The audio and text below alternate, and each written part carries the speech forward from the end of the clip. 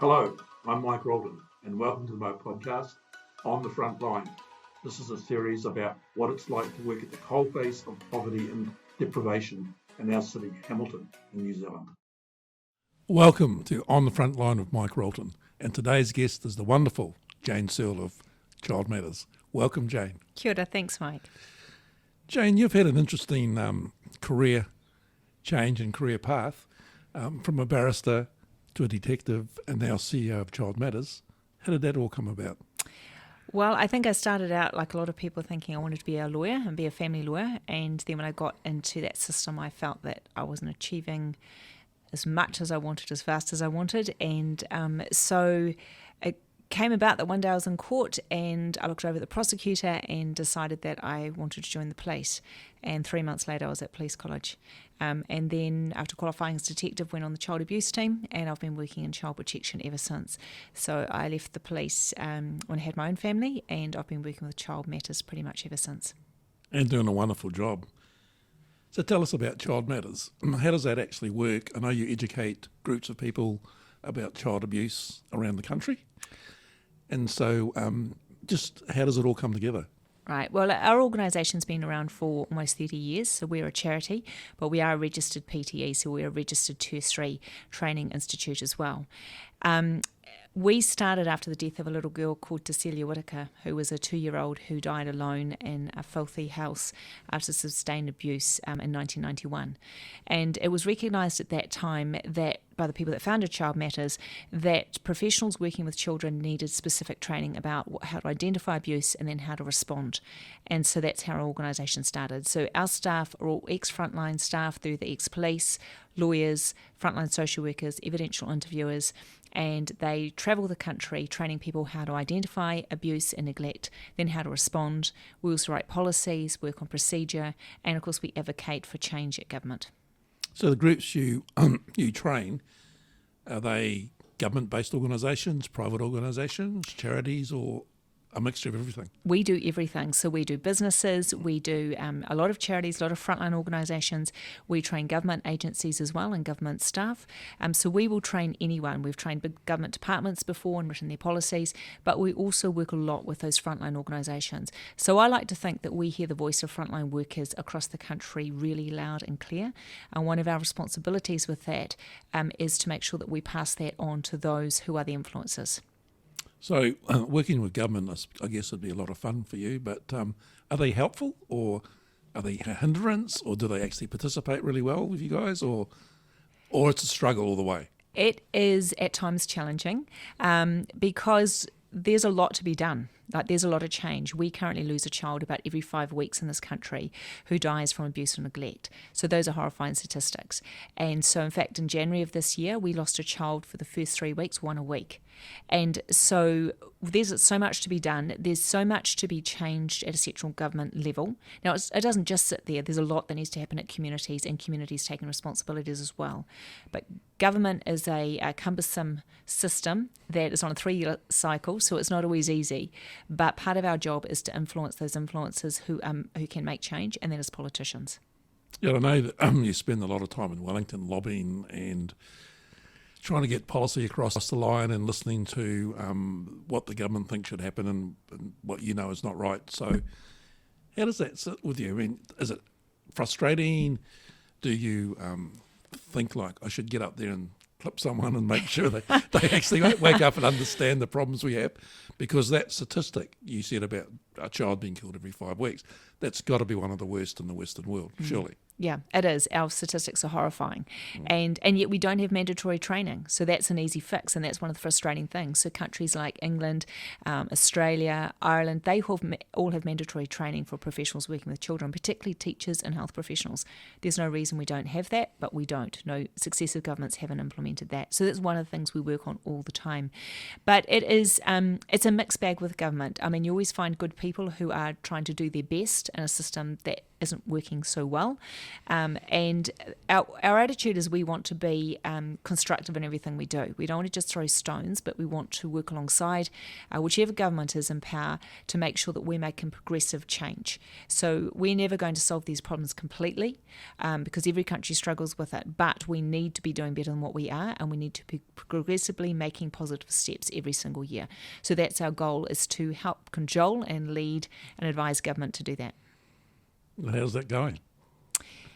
It's, we're heading into election year next year, so it'll be interesting to see how much of an issue these things become, because traditionally child abuse has never been an election issue, though I think it should be because of our statistics. I think the gap between those in Wellington and those on the front line has probably never been greater, but that has happened over quite a period of time, and that's one of the things that concerns me. As you know, and the work that you do, because it's so linked, is that there is so much happening on the front line, and the dynamics have changed dramatically in the last 5 years as to what our most at-risk families and whānau are facing. And so we need better solutions, and we need to act fast. And that's probably the biggest frustration, is trying to get people to act fast on quite obvious solutions. Yeah, because we noticed at Vinnies that over the last few years, especially with COVID around, we were locked down, that the poverty has creeped up on a lot of people a lot quicker. And so therefore what we're seeing is mental well-being becoming a real issue. You've seen the youth out stealing things that sometimes just to feed their own families. So there's lots of pressure at a house. You've got people who having to make decisions about who's getting fed at night. So there's all those outside pressures. Do you think that is one way? Is that a reason for the child abuse, or do you think just the outside pressures of the current living crisis or wage, is that a problem for what you see? Huge problem. I think we have yet to see the full effects of what COVID has done. And what we know is that child abuse is caused by so many different issues. People often ask me, so what causes it? Well, it's the collision of so many things. When you get poverty, when you get untreated mental well-being and a mental health system that's not coping, when you get homelessness, when you get unemployment, when you get high methamphetamine use like this country has, when you get a high gang activity, all these things collide, and then our most vulnerable community members become the victims. And of course, that the most vulnerable is our children. And so there's so many factors that contribute to it, but they're all interlinked in so many ways. So the things you see, and we've often discussed this, when you're seeing a rise in these issues and tensions for families and stresses for families at Vinnies, then also at the other side is we know that the children and those families in whānau will be suffering. A lot of the times it appears that the partner hurts the child in those situations, and I don't quite understand all that dynamic about how that actually works. But it just seems odd that your reporting come out, a guy gets arrested, the family then goes into the code of silence. I don't know how that works. Can you explain the kind of silence and why they do that sort of stuff? So it makes it so difficult, and I've been on inquiries when I was on the police where families don't cooperate, and it makes it incredibly different and difficult, and they're very difficult inquiries anyway. But there's so many dynamics at play. Family violence, often for generations, can play a role. People who have never seen how to protect children, they honestly don't know what are good environments to raise children in and how to protect the well-being of their own children because they've never seen it. Intergenerational trauma plays a big part. There's all sorts of every situation is different, but these are things that you see quite a lot of. Often the dynamics that a child is raised in when they might have abuse and neglect alongside physical or sexual abuse as well. Those dynamics were 80 years in the making for that family. They've come down through generations, and so that's one of the things we have to understand: the role that trauma plays in an ongoing sense through generations, and how that impacts the safety of our children. What about we see in the emergency housing space that we're going to have motel children grow up for maybe a generation? We're not quite sure, and their living environment is no good because we've been in there and seen it. What sort of effect do you think that emergency housing will have eventually on the children that have been brought up there? Well, I think it's far from the optimum environment for a child to be raised in, is it? And so we've already had a case of a child who was fatally harmed in emergency housing in Rotorua.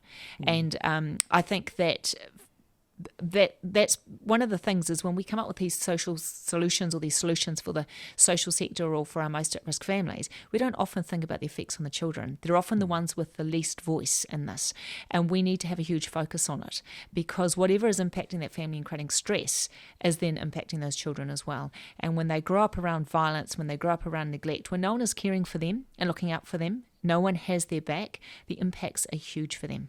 Children can't stop abuse. It's only the adults in their lives that can stop abuse. And so that's why the importance of what we do, training people also in the community to know how to step up and how to advocate.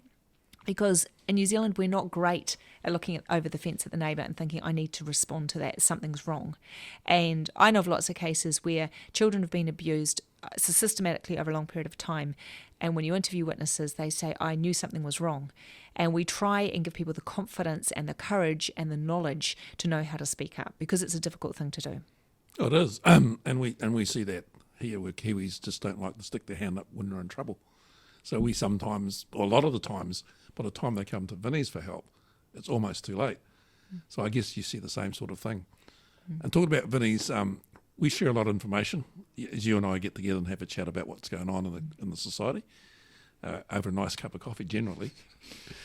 And the information you share with me is amazing. So it gives me something to think about and how we can do more. So that's a pretty good relationship we have there. But the other thing I want to ask you is that, and I get asked this all the time, and the question is, how do you do your work and then go home and relax and turn off and think about it? So I'm asking you that question. How do you do what you do, and how do you relax, and what's your outlet? You go for a run, you walk? Yeah, I gym. I go to the gym. Oh, you go to the gym too? I go to the gym in the morning. Yeah, I've always done that. Yep. Yeah, me too. I go to the gym too. Yeah, so go to the gym in the morning. And valuable. It's my thinking time. It's my unwind time. I go for a run at home if I have to when I get home, and also talking to those around that I work with. That's a really important. Our cup of teas, even things like you and I having a cup of tea. That's a really important part of that debrief process as well, and processing it without a doubt. Yeah, I know. I have some of my best ideas while I'm bench pressing weights. Yep. I think, that's a good idea. I might take that back to work and do stuff like that, and then go for a run. And then the other way I relax is I like to cook dinner every night at home, so it just gives me time to unwind and think, and it's just another relaxing, because you got to get that out of your system. You do. You can't take that home with you. One of the best things I heard when I started work for Fletcher's years ago, they taught you how to turn on and off. So when you came to work, you turned on. When you left, you turned off. And I've never forgotten that, so I can do that. But gymming and cooking are my two favourite things. I totally agree. And I think that's one of the risks of lockdown. We're all working from home. As was too easy just because those boundaries were blurred, and it was too easy just to keep things at home and keep working. And so we've been fairly strict. I know with our staff, when we went to the second lockdown, we had a plan because we knew it was coming, and it was about giving them days off, or we told them that no one was allowed to turn their computers on, and you had to go away and do whatever it is you wanted to do. And it's about being intentional with your team as well, making sure that everyone has that time and know that we expect that's part of staying healthy and part of staying on top of your game. Because our team travel the country and they're hearing frontline workers every single day, telling them their issues and their concerns, and giving them their scenarios and getting advice. And so it's up to our organisation to make sure that we future-proof them and keep them well. You were lucky because we had to turn up to work every day over lockdown. Yeah, to help feed people. Yeah, you did. And that was one of the busiest but pleasurable experiences looking back. What we learned from lockdown and how we learned how to run our operation changed completely over COVID.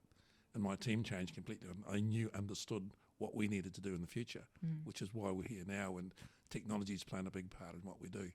But over lockdown, it was... I guess for me, I wouldn't have been able to stay home and be in a house. I had to come and do something to help out, so that's just part of it. Well, Jane, that was most enlightening, and a pleasure. I really look forward to doing this interview of you, because I know you do such an amazing job, and your team's fantastic. And I do enjoy going there once a year and doing a presentation to your students, and it's really fun. I'd just like to thank you for turning up today. Oh, it's such a pleasure. I'd like to thank you for the work you do for New Zealand, and on behalf of all the children in New Zealand, well done. Thank you. Thank you.